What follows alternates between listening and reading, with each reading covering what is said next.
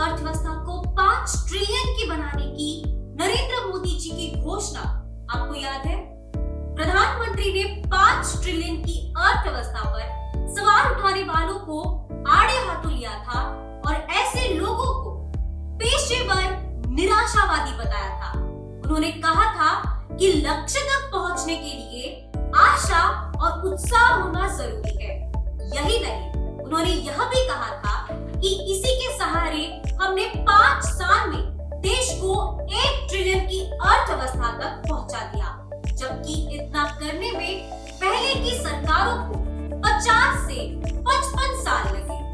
कहने की जरूरत नहीं है कि यह एक तथ्य था जिसे प्रचार बना दिया गया था। पूर्व वित्त मंत्री और कांग्रेस नेता पी चिदंबरम ने इस पर कहा था और आज तक .in की खबर थी कि मोदी के सपने पर चिदंबरम की मुहर। कहा मुमकिन है 5 ट्रिलियन डॉलर की इकोनॉमी, लेकिन क्या हुआ? अब इसकी कोई चर्चा नहीं है। क्यों? देखिए ये कारो न्यूज की रिपोर्ट। अब भारत का लक्ष्य है अगले 5 साल में अपनी अर्थव्यवस्था को 5 ट्रिलियन डॉलर तक का विस्तार देना। ये लक्ष्य आसान नहीं, लेकिन ऐसा भी नहीं कि जिसे प्राप्त नहीं किया जा सके। नरेंद्र मोदी ने जिसे लक्ष्य कहकर प्रचार किया था और 5 साल में 1 ट्रिलियन की अर्थव्यवस्था बनाने का श्रेय लिया था, उस पर पूर्व वित्त मंत्री ने कहा था, What is this great number of $5 trillion? It will always double every 6 years or 7 years because nominal growth will be 11 or 12. So please don't put this pie in the sky before the people and saying $5 trillion is equal to Chandrayaan landing on the moon. $5 trillion is simple arithmetic.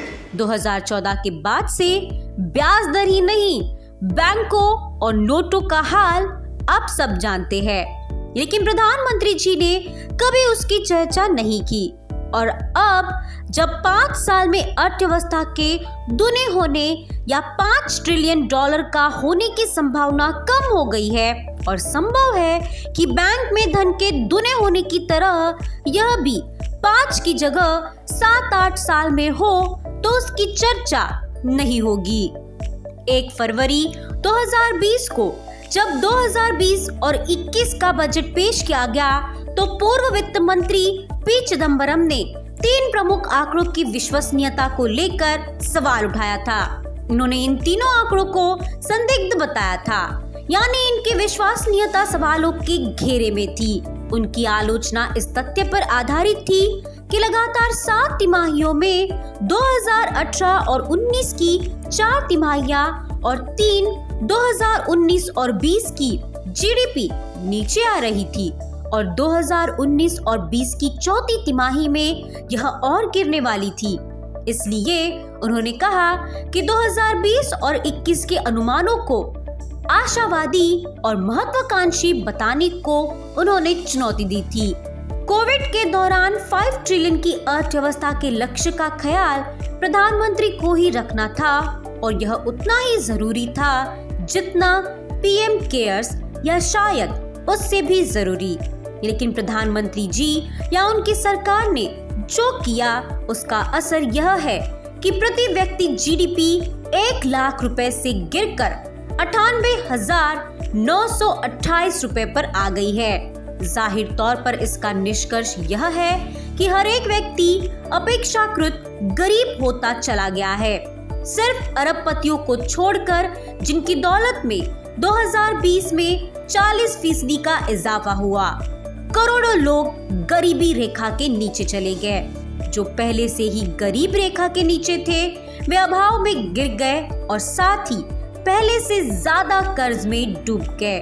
मंदी और महामारी ने अर्थव्यवस्था को चौपट करने से भी ज्यादा नुकसान पहुंचाया है। इसने शिक्षा, पोषण और लोगों के स्वास्थ्य और गरीबों व उनके बच्चों पर गंभीर असर डाला है।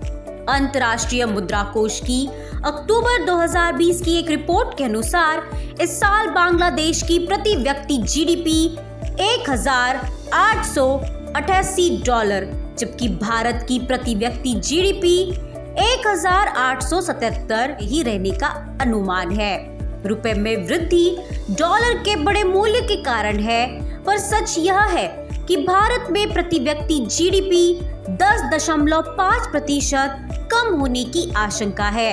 इस रिपोर्ट के अनुसार दक्षिण एशिया में भारत प्रति व्यक्ति जीडीपी के मामले में सिर्फ नेपाल और पाकिस्तान से आगे रहेगा।